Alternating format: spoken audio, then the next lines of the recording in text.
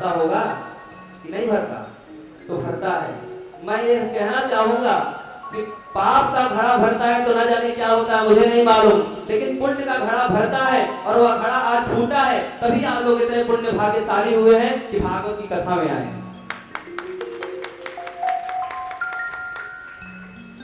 इंसानियत इंसान को इंसान बना देती है, इंसानियत इंसान को इंसान बना देती है, परिश्रम हर मुश्किल को आसान बना देती है। लोग यूं ही नहीं जाते मंदिरों में सजदा करने, लोग यूं ही नहीं जाते मंदिरों में सजदा करने, क्योंकि आस्था ही पत्थर को भगवान बना देती है। आपकी आस्था है, आपकी करुणा है, इसीलिए आप लोग यहाँ पर आए हैं। पुण्य का घड़ा फूटा है, पाप का घड़ा फूटता तो न जाने क्या होता मुझे नहीं मालूम, लेकिन पुण्य का घड़ा फूटा, इसलिए आप लोग यहाँ पर आए हैं और बहुत जन्मों से आप लोगों ने पुण्य किया है। आज पहला जन्म नहीं है। लोग यह कहते हैं, हमारे गुरुजन बताते हैं कि भागवत जी सुनने से पुण्य होता है। सरासर गलत बात है। भागवत जी सुनने से पुण्य नहीं होता, भागवत जी सुनना पुण्यों का फल है। भागवत जी सुनने से पुण्य नहीं होता, कई जन्मों की पुण्यों का फल मिल गया है तब भागवत की कथा मिली है। यह मोक्षदायिनी है। अब आपको पुनस्थिते गर्भगता न भूयः, अब आपको जो है दोबारा जन्म नहीं लेना है, अब आपकी मुक्ति निश्चित है। लेकिन निश्चित कब होगी? जब श्रद्धा से, भाव से, अंतर आत्मा से आप लोग ये भागवत जी की कथा श्रवण करेंगे, बड़े प्रेम से ठाकुर जी के मन में प्रीति लगाएंगे, तब यह कथा आपको मोक्षदायिनी होगी, फलीभूत होगी। इसलिए आप लोगों से निवेदन है, बड़े श्रद्धा से, बड़े भाव से यह कथा श्रवण करें। देखिए, यह कथा जो हो रही है, ये हमारे सनातन धर्म के ठाकुर जी के कृपा से हो रही है। ठाकुर जी अगर कृपा न करते, उनकी कृपा न होती तो यह कथा न होती। और सबसे बड़ी बात, ठाकुर जी की कृपा से ज्यादा इस मंदिर के जो महंत जी हैं, परम पूज्य परम श्रद्धेय श्री गौतम जी, उनकी सन्निधि, उनकी कृपा से यह कथा हो रही है। आप लोग कहेंगे कि महंत जी की सन्निधि से कैसे कथा हो रही है, महंत जी की कृपा से कैसी कथा हो रही है? तो एक छोटा सा उदाहरण हम अपने वृंदावन का सुनाते हैं। हमारे वृंदावन में आप कभी जाएंगे तो वृंदावन में गौशाला नगर है। कौन सा नगर है? गौशाला नगर, वृंदावन में ही आता है। हमारे भैया लोग जानते हैं, संगीताचार्य लोग जानते हैं, जो वृंदावन से आए वो जानते हैं। वृंदावन में एक गौशाला नगर है। गौशाला नगर के अंदर आप जाएंगे तो एक देवराहा बाबा आश्रम है। कौन सा आश्रम? देवराहा बाबा आश्रम। उस आश्रम में महंत जी ने पुजारी जी को रखा था पूजा करने के लिए, भगवान की पूजा करने के लिए। तो भगवान की पूजा वो पुजारी जी बड़े श्रद्धा से करते थे। एक दिन रात में क्या हुआ कि पुजारी जी भगवान को बिना भोग लगाए ही सो गए। सुबह सुबह जब महंत जी को पता चला कि पुजारी ने रात में बिना भोग लगाए ही सो गए हैं, हमारे ठाकुर जी आज रात भर भूखे रहे, तो निर्णय कर लिया कि अब पुजारी को पूजा से हटा देंगे, निकाल देंगे। ये महंत जी का निर्णय हो गया कि अब जो है पुजारी जी को इस मंदिर से निकाल देंगे पूजा करने से, क्योंकि ठाकुर जी के प्रति श्रद्धा नहीं है। लेकिन पुजारी जी को भगवान से बहुत प्रेम था, राधा माधव भगवान से बहुत प्रेम था, और उन्होंने वह रोने लगे, पुजारी जी रोने लगे कि आज मेरे भगवान मुझसे छूट जाएंगे। सुबह 4 बजे से ही रो रहे हैं और रात्रि के 10 बज गए हैं कि अब कल मुझे यहाँ से जाना ही पड़ेगा। ठाकुर जी से रहा नहीं गया। ठाकुर जी ने रात को स्वप्न में महंत जी को स्वप्न दिया कि महंत जी अगर पुजारी चले गए तुम्हारे आश्रम से तो मैं भी यहाँ से छोड़ के कहीं चला जाऊंगा।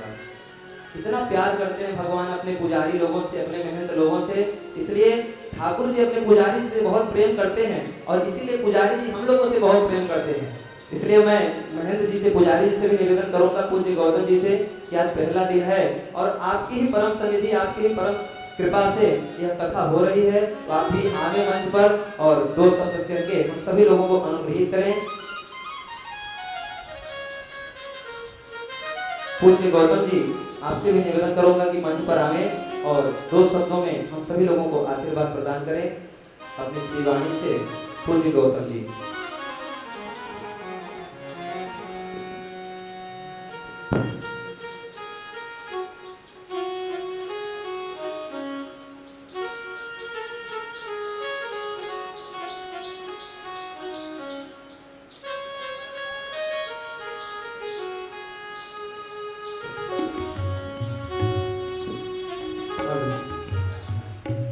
वृंदावन बिहारी लाल की जय। जैसे कि मेरे छोटे भैया ने आप सबको बताया कि पाप और पुण्य का घड़ा भरता है। जब पाप का घड़ा भरता है तो हम विनाश की ओर जाते हैं, और जब पुण्य का घड़ा भरता है तो हम सत्कर्म की ओर जाते हैं। तो हम सबका बहुत बड़ा सत्कर्म है, बहुत बड़ा भाग्य का उदय है कि जो कि आज हम सनातन धर्म मंदिर प्रांगण में पधारे हैं, और जहाँ भक्तों का समूह हो वही वृंदावन है। तो आज ठाकुर जी भी विराजमान हैं, व्यासपीठ पर आचार्य जी भी विराजमान हैं, सब ब्राह्मण बंधु हैं, आप सब भक्त हैं। तो यह वृंदावन ही है। आप इसमें ये समझिए कि हम सब वृंदावन में बैठे हैं। समय को देखते हुए मैं आए हुए भक्तों का हार्दिक अभिनंदन स्वागत करता हूँ, और परम आदरणीय परम पूज्य व्यासपीठ पर विराजमान श्री त्रिपाठी जी से निवेदन करता हूँ कि आप अपनी मधुरमय वाणी के द्वारा हमारे भक्तों को कटाक्ष करें और इस सनातन धर्म मंदिर को जो है वृंदावन बनाए। माननीय श्री त्रिपाठी जी। राधे राधे।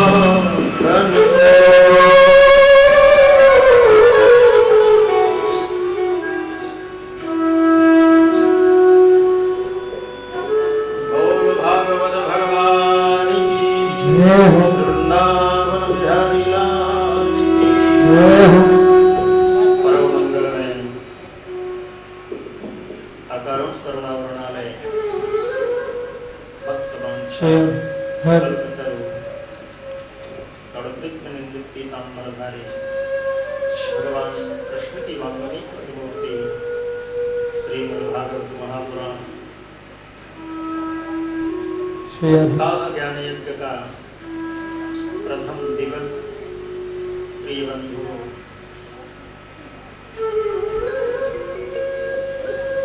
भागवत की मंगलमयी कथा का श्रवण करने से बड़े भाव के साथ, श्रद्धा के साथ और विश्वास के साथ आप सभी पहले मेरे साथ युगल के चरणों पर प्रणिपात कर लें, उनके चरणों पर आप नमन कर लें। तत्पश्चात गोविंद की मंगलमयी कथा का हम श्रवण लाभ प्राप्त करेंगे। कृष्ण प्रेममयी राधा, राधा प्रेममयो हरि, जीवने निधने नित्यं राधा कृष्णौ गतिर्मम, राधा कृष्णौ गतिर्मम, राधा कृष्णौ गतिर्मम, राधा कृष्णौ गतिर्मम। कृष्णस्याग्रगणं राधा, राधायाग्रगणं हरि, कृष्णस्याग्रगणं राधायाग्रगणं हरि, जीवने निधने नित्यं, जीवने निधने राधा कृष्ण गतिर्मम, राधा कृष्ण गतिर्मम, राधा कृष्ण गतिर्मम, राधा कृष्ण गतिर्मम।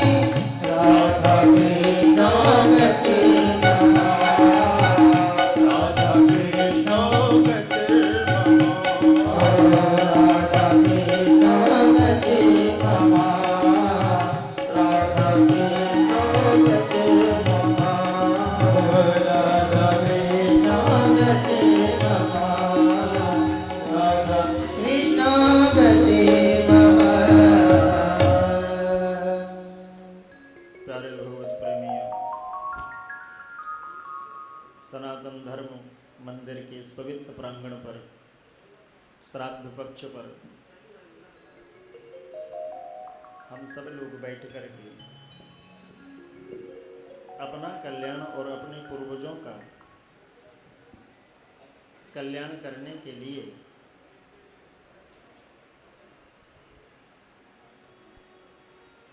आज इस दिव्य यज्ञ पर सम्मिलित हुए हैं।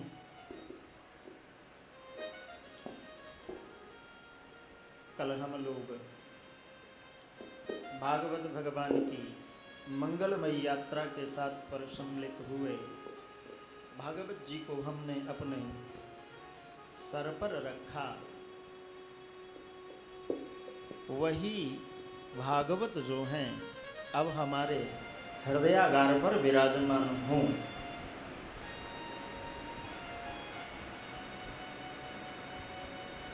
वह विराजमान हृदयागार पर तभी होंगी जब हृदय हमारा पवित्र होगा, विशुद्ध होगा, शुद्ध होगा।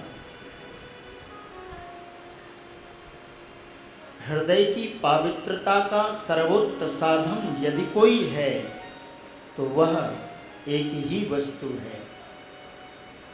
देखो, वस्त्र को साफ करने के लिए साबुन की आवश्यकता है कि नहीं है?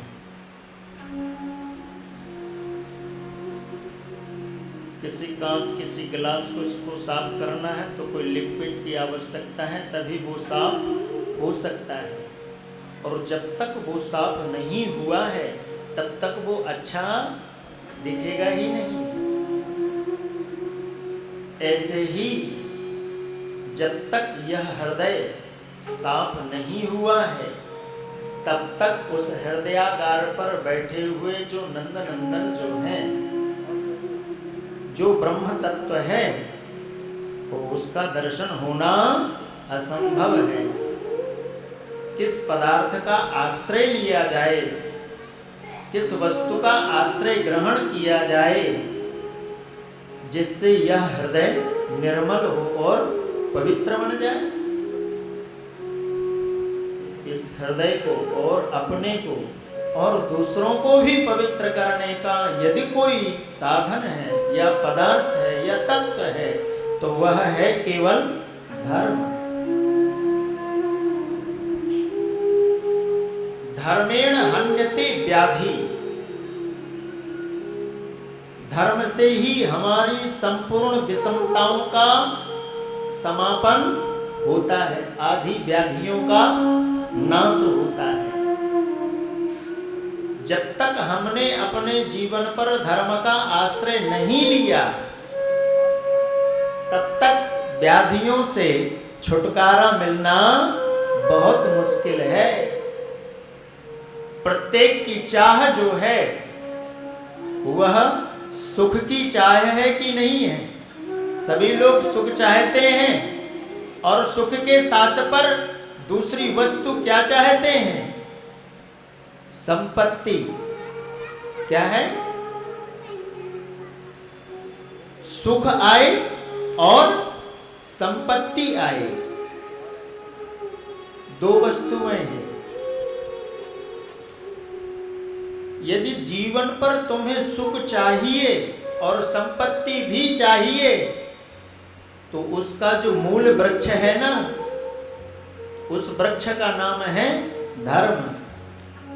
और धर्म वृक्ष के ये दो फल हैं, सुख और संपत्ति।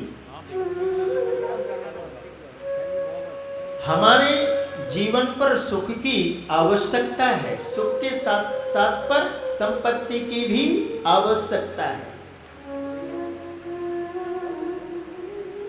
बहुत ध्यान देना, यदि किसी को परमात्मा ने धन दिया है, आज वर्तमान समय पर जिसको हम धनवान कहते हैं, और हम उसको देखते हैं प्रायः करके मजदूर वर्ग का व्यक्ति या गरीब वर्ग का व्यक्ति एक ही बात उस धनवान के प्रति कहता है कि यह तो गरीबों का शोषण कर रहा है,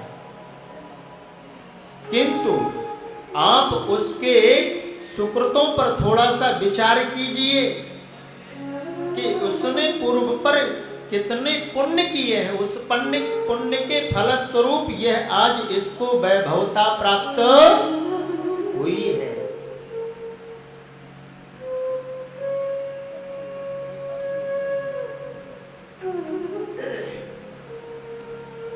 वह वैभवता हमारे जीवन पर भी आए तो हमें वृक्ष को लगाना पड़ेगा, और उस वृक्ष का नाम है धर्म। और धर्म के वृक्ष के दो फल हैं, सुख और संपत्ति। धर्मवान पुरुष के पास पर सुख और संपत्ति ऐसे ही पास पहुंच जाती हैं जैसे